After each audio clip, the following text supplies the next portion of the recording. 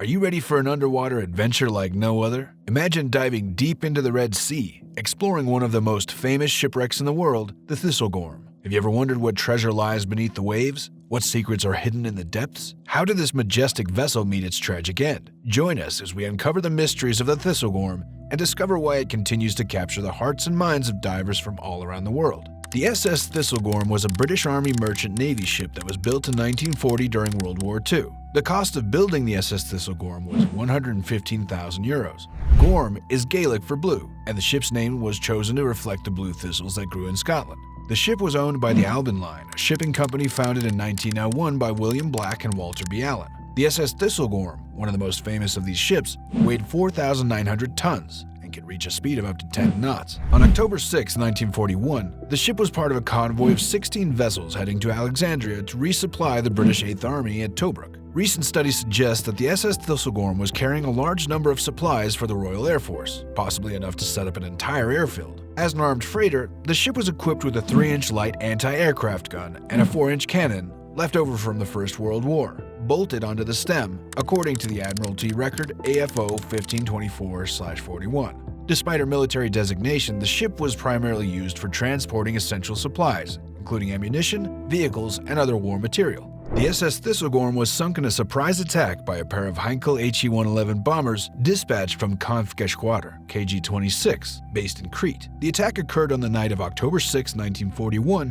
while the ship was part of a convoy en route to Alexandria, Egypt. During World War II, the bombers were originally ordered to search for and sink the RMS Queen Mary, a Royal cruise liner converted into a troop ship. However, the Queen Mary, carrying 1,500 Australian troops, managed to escape unscathed. Meanwhile, the SS Thistlegorm was on her 4th voyage since her launch. The first voyage was to the US to collect steel rails and aircraft parts, the second to Argentina for grain, and the third to the West Indies for rum. The convoy was halted at Sha'ab Ali, Safe Anchorage F, due to a tanker running over a German mine at the entrance to the Suez Canal, causing the convoy to wait until the wreckage was cleared. The Heinkel HE-111 bombers that sunk the SS Thistlegorm were one of the most technically advanced planes of the day, and carried 2.5-ton high-explosive bombs. Interestingly, they stumbled upon the convoy by accident while returning to their base in Crete, as they were running low on fuel. According to eyewitnesses, the bombers flew extremely low over the convoy, with their undercarriage almost hitting SS Thistlegorm's superstructure. Although it is uncertain whether both bombs hit the ship, at least one bomb struck after the bridge at 1:30 on October 6th. The explosion of the ammunition stored in the hold caused the ship to sink at 1:39. In addition, HMS Carlisle was hit by shrapnel from the blast. The sinking of the Thistlegorm turned it into a watery grave, and it should be approached with respect by divers. Unfortunately, the blast resulted in the deaths of 4 sailors and 5 members of the Royal Navy gun crew, while the survivors were rescued by HMS Carlisle. After the attack, one of them recounted, "I headed towards the side to jump overboard, and the rail was scorching hot to the touch. Just as I was about to leap, I glanced back and spotted the gunner crawling on the deck across from me. The deck was strewn with broken glass, and I had to remove some pieces from my feet before carrying the gunner through the flames, which rose as high as my chest in some spots." According to John Whitham, another crew member, "I was on watch at midnight when we heard the sound of aircraft. We looked over at the Carlisle, but there was no indication of anything unusual. As the aircraft approached, we realized that it was dropping bombs on us. Unfortunately, they landed in Hold 4 and possibly Hold 5, but I know for sure it was holding 4 because flames were shooting out from there. We had a good fire going for quite some time." The Rosalie Mahler, another remarkable wreck in the Red Sea, sank a mere 3 days after the Thistlegorm a few miles away. During the initial attack, one of the Heinkels was shot down by a convoy gunner. The 2 crew members were captured and spent the rest of the war as prisoners of war in Australia. The steam locomotives from the deck cargo were blown off and found 30 meters on either side of the wreck. Jacques-Yves Cousteau first discovered her in 1955, likely by asking local fishermen where the wreck was.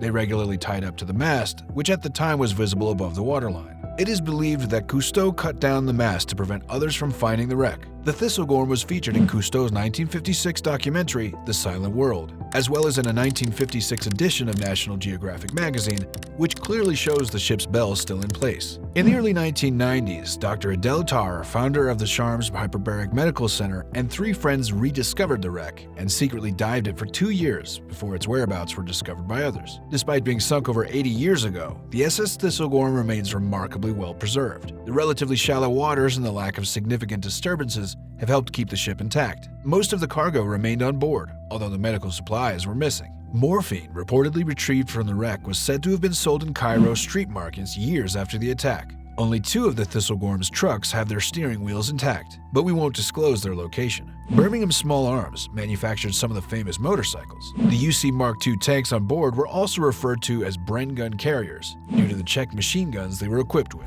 The fuses for the large ammunition were stored separately, and although the shells are not likely to explode spontaneously, it's still best not to handle them roughly.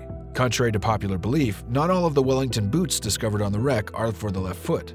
Some right-footed boots have also been found. The LMS Stanier Class 8F steam locomotives weighed 72 metric tons each, and 126 tons with the coal tenders and water wagons included. In the forward hold, the wings are actually for Westland Lysanders, often mistaken for motorbike sidecars. The undercarriage housings for the Lysanders and RAF accumulator trolleys used for powering up aircraft are also present. Over 100 motorbikes were on board, with Nortons on the lower level of hold number 2 and BSA bikes on the upper level. The Nortons on the lower level are loaded onto the Fordson War Office transport trucks. These locomotives were part of the war effort and were intended for use on the railway system in Egypt to transport military supplies. For years, the wreck was looted, and items ranging from complete motorbikes to ammunition were regularly sold on eBay. In 2007, the Hurghada Environmental Protection and Conservation Association installed 32 permanent mooring buoys and drilled holes in the wreck to allow trapped air to escape. However, by 2009, all of the moorings had been displaced as the blocks were too light, causing ships to drag them,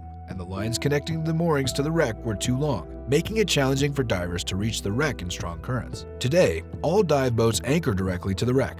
At times, up to 35 dive boats have been observed at the site simultaneously.